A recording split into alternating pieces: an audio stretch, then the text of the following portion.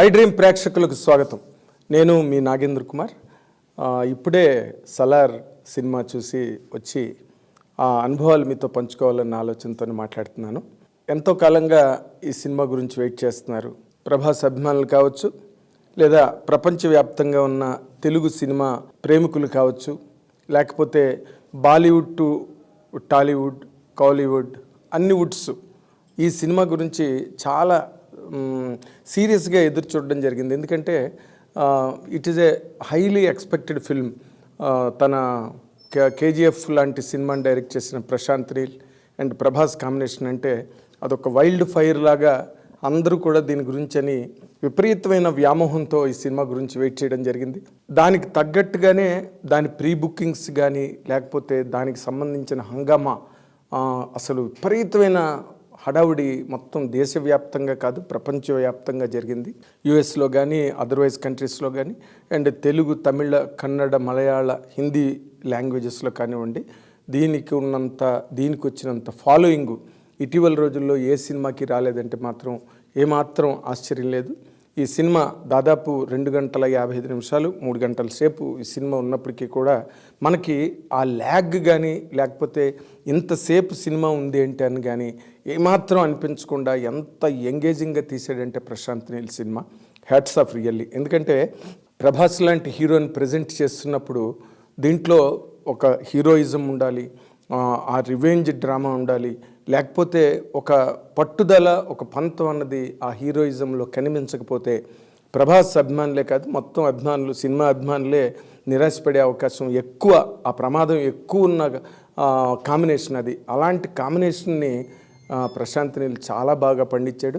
మొదటి నుంచి కొస వరకు, అంటే చిన్ననాటి వాళ్ళిద్దరి మధ్య, అంటే తన ప్రభాస్ అండ్ పృథ్వీరాజ్ మధ్యన వాళ్ళ చిన్ననాటి స్నేహాన్ని చాలా గొప్పగా ఎక్స్ప్లైట్ చేసి, ఆ ముక్కుకున్న ఆ ముక్కు కాడ తీసి అవతల పారేస్తే అది ఒక సామ్రాజ్యంలో ఒక సింహాసనానికి, ఒక అధికారానికి గుర్తుగా ఉన్నదాన్ని తీసి అవతల వాళ్ళు పారేయడం అన్నదాన్ని ఒక స్నేహితుడిగా జీర్ణించుకోలేని ప్రభాస్ చిన్నప్పుడు దేవా తన స్నేహితుడి కోసం వెళ్ళి చాలా తన ప్రాణాలకే తెగించి మళ్ళీ ఆ ముక్కు కాడ తీసుకొచ్చి స్నేహితుడికి ప్రజెంట్ చేయడం దగ్గర వాళ్ళిద్దరికీ ఉన్న ఆ ఫ్రెండ్షిప్ బాండ్ ఏంటన్నది బాగా ఎస్టాబ్లిష్ చేసి అక్కడి నుంచి సినిమా టేకాఫ్ అయ్యి తర్వాత రకరకాల పాత్రలన్నీ కూడా దానిలో ఇంట్రడ్యూస్ అయ్యి అలా వెళ్తున్న కొద్దీ సినిమా చాలా హెవీగా మారి ప్రభాస్ క్యారెక్టర్ని చాలా గొప్పగా పెంచి, హీరోయిజంని ఆ కథలో చాలా గొప్పగా చొప్పించి,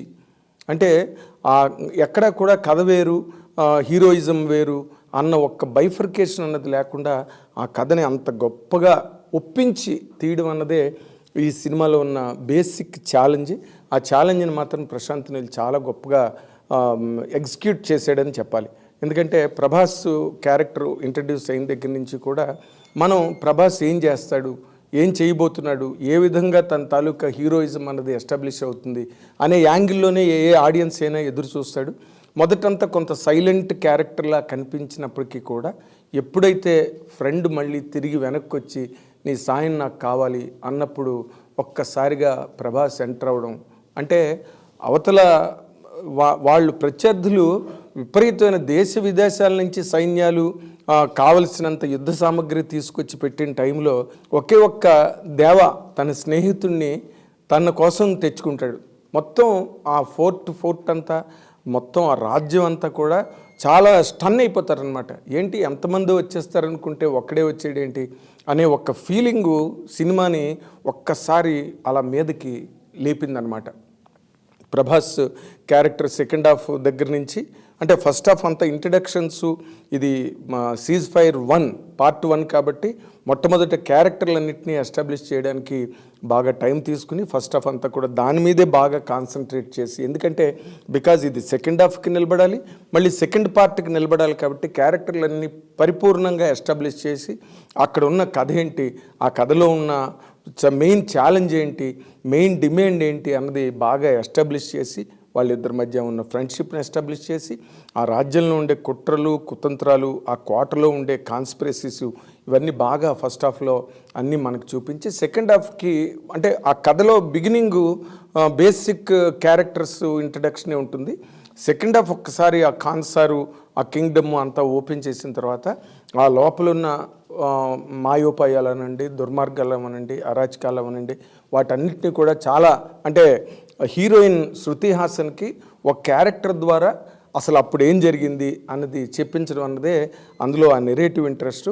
తను మొత్తం ఓపెన్ చేసి ఇలా జరిగింది, దేవా ఎందుకు వచ్చాడు అక్కడికి, దేవా ఏంటి అన్నది ఆ బేసిక్స్ని చాలా గొప్పగా అసలు చూపిస్తూ దాంట్లో ఉండే ఆ హెవీనెస్ యాక్షన్ ఎపిసోడ్స్ ఉన్నాయి, అసలు ఎక్స్ట్రాడినరీగా ఉన్నాయన్నమాట. అంటే ప్రభాస్ దగ్గర నుంచి ఏవైతే మనం ఎక్స్పెక్ట్ చేస్తామో, ప్రభాస్ పర్సనాలిటీ అవనండి, లేకపోతే ప్రభాస్కు ఉండే ఆ హీరోయిక్ ఇమేజ్ అవనండి, బాహుబలితో వచ్చిన ఇమేజ్ కానివ్వండి, మధ్యలో 2-3 సినిమాలు డిసప్పాయింట్ చేసాయి, ఆదిపురుష్ కానీ రాధేశ్యామ్ కానీ ఇవన్నీ.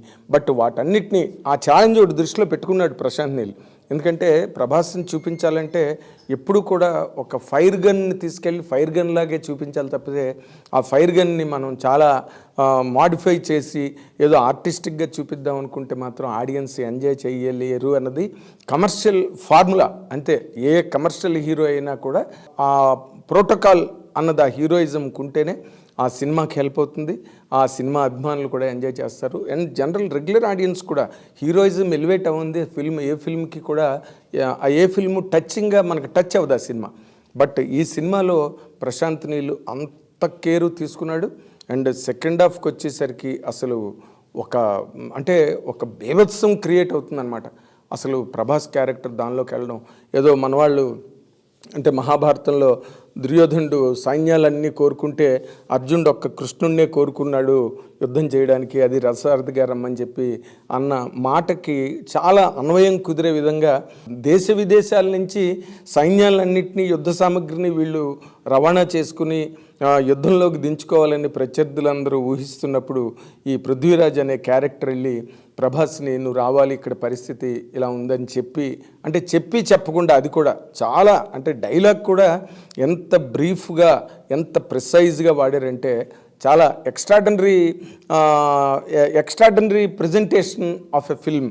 ఒక మాస్ కమర్షియల్ హీరోని అంత ఒక హెవీ బడ్జెట్ హెవీ లెవెల్లో తీసినప్పుడు ఎలా చెయ్యాలి, ఎలా తీయాలి అన్నదానికి ఇప్పుడు ఈ సలార్ అన్నది 100% ఒక బెస్ట్ ఎగ్జాంపుల్ అని చెప్పడానికి ఏమాత్రం సందేహించక్కర్లేదు. సెకండ్ హాఫ్లో అంటే నేను సెకండ్ హాఫ్ గురించి ఎందుకు చెప్తున్నానంటే ఏ సినిమా అయినా ఎప్పుడైనా కూడా ఫస్ట్ హాఫ్ అంతా కూడా ఇంట్రడక్షన్స్ ఉంటాయి అండ్ కథ తాలూకు నెరేటివ్ తాలూకు లాక్స్ ఉంటాయి. అవి సెకండ్ హాఫ్కి వచ్చేసరికి ఎప్పుడైనా కూడా ఆ లాక్స్ ఓపెన్ అవ్వాలి. అండ్ సెకండ్ హాఫ్లో మెయిన్ కథ అన్నది 100% డైరెక్టర్ ఏం చెప్దాం అనుకుంటున్నాడో ఆ కథ సెకండ్ హాఫ్లో ఉంటుంది. కాబట్టి సలార్లో సెకండ్ హాఫ్ చాలా ఇంపార్టెంట్ రోల్ ప్లే చేస్తుంది. ఎందుకంటే ఎప్పుడైతే వన్స్ అంటే ఈ రాజ్యం నుంచి చిన్నప్పుడు ఏ స్నేహితుడు కోరిక మీద ఏ స్నేహితుడు ప్రార్థన మీద ఆ కింగ్డమ్ము ఆ ప్రాంతాన్ని వదిలేసి ఇంకో ప్రాంతానికి వెళ్ళి వాళ్ళు తల్లి కొడుకు బతుకుతున్నారో ఆ ప్రాంతానికే మళ్ళీ పృథ్వీరాజ్ వెళ్ళి నువ్వు మళ్ళీ రావాలని వెనక్కి తీసుకొచ్చిన తర్వాత వన్స్ ఆ కాన్సార్లోకి మళ్ళీ ప్రభాస్ ఎంటర్ అయిన దగ్గర నుంచి సినిమా వేరే లెవెల్లో ఉన్నది యాక్చువల్గా కూడా.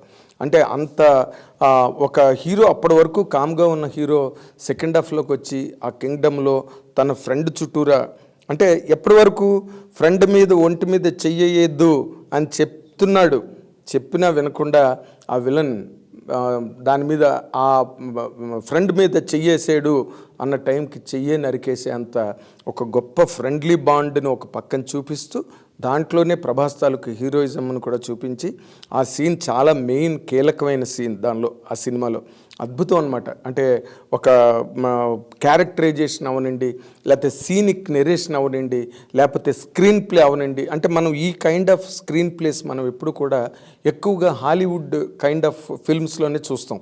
అంటే మన తెలుగు కానీ మన ఇండియన్ లాంగ్వేజెస్లో ఇలాంటి స్క్రీన్ ప్లే కానీ లేకపోతే ఇలాంటి క్యారెక్టర్ ప్రజెంటేషన్స్లో కానీ మనం చాలా తక్కువగా చూస్తాం, చాలా అరుదు లేదా అసలు ఉండవని చెప్పడానికి కూడా ఏమి సందేహించనక్కర్లేదు.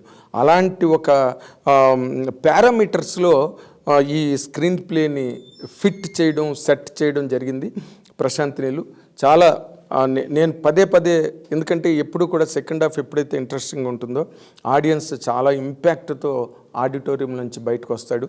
అదే ఈ సలార్ సినిమాలో జరిగింది. అండ్ ఆ ఆడపిల్లల్ని వచ్చిరాని వయసులో ఆ ఆడపిల్లల్ని చెరపట్టడం కోసం ఆ కోటలో ఉండే దుర్మార్గులు చేసే ప్రయత్నం టైంలో ఒక సీన్ క్రియేట్ చేశారు. నిజంగా బాబోయ్, హార్ట్ రెండరింగ్ సీన్ అది. ఆ చిన్న పిల్లని వాడు కబళించబోతున్నాడు, వాడు చెరబట్టబోతున్నాడు, వాడు ఆక్రమించుకోబోతున్నాడు అనుకున్న టైంలో ప్రభాస్ ఎంటర్ అయినప్పుడు అక్కడ ఉన్న ఆ గిరిజనులు, ట్రైబల్ రేస్ లాంటిది అక్కడ చాలా గొప్పగా పిక్చరైజ్ చేశాడు. చాలా అద్భుతంగా ఉంది ఆ సీను. ఆ ఆడపిల్లని రక్షించడానికి ఎప్పుడైతే ప్రభాస్ సీన్లోకి వచ్చి అసలు అందరినీ నరికి పోగులు పెట్టే సీన్ ఉందే. మనం వైలెన్స్, ఓకే, ప్రశాంత్ నీల్ బాధపడ్డాడు ఆయన డైరెక్టర్గా తన సినిమాకి ఏ సర్టిఫికెట్ ఇచ్చినందుకు. ఎందుకంటే బట్ ఏ సర్టిఫికెట్ వైలెన్స్ ఉందని వాళ్ళు ఇచ్చారు, కానీ ఏ సర్టిఫికెట్ ఈ వైలెన్స్ కోసమే, వైలెన్స్ అనవసరంగా కథతో సంబంధం లేకుండా, సన్నివేశంతో సంబంధం లేకుండా, పాత్రల ఆక్రందనతో సంబంధం లేకుండా కేవలం వైలెన్సే ప్రధానంగా, వైలెన్స్ని పండించడమే ఒక ప్రధాన ధ్యేయంగా కనుక డైరెక్టర్ సినిమా తీసుంటే 100% ఏ సర్టిఫికెట్ ఇవ్వాలి. కానీ ఒక ఆడపిల్లని ఒక దుర్మార్గుడు చెరబట్టబోతున్నాడు, అలాంటిది ముక్కుపచ్చలారిన ఆడపిల్లని కబళించబోతున్నాడు అనుకున్న టైంలో హీరో వచ్చి అందరూ అడ్డుపడుతున్న వాళ్ళందరినీ కూడా చితక్కొట్టి వాళ్ళని అందరినీ చంపడం అన్నది వైలెన్స్లోకి ఎప్పుడు రాదు. అది ఒక ఆడపిల్లని రక్షించడానికి, అభశుభం తెలియని ఆడపిల్లని, ముక్కుపచ్చలారిన ఆడపిల్లని రక్షించడం కోసం చేసిన ఒక ప్రయత్నంలో ఎంతమంది చచ్చిపోయినా అది వైలెన్స్ కింద రాదు. అది ప్రశాంత్ నీల్ బాధపడడం 100% సమంజసం అని ఈ సందర్భంలో చెప్పాలి. కానీ వైలెన్స్ ఉన్నదని ఏ సర్టిఫికెట్ ఇచ్చారు. బట్ ఈ వైలెన్స్ కూడా ఈ సినిమాలో ఎలాగంటే చాలా రీజనబుల్గా, సందర్భోచితంగా, మనం కూడా మెచ్చుకునే విధంగా ఆ వైలెన్స్ అంటే యాక్షన్ పార్ట్లో ఇప్పుడు 100 మంది వస్తే 100 మందిని చంపాలి, 1000 మంది వస్తే 1000 మందిని చంపాలి. అదే జరిగింది సలార్లో కూడా.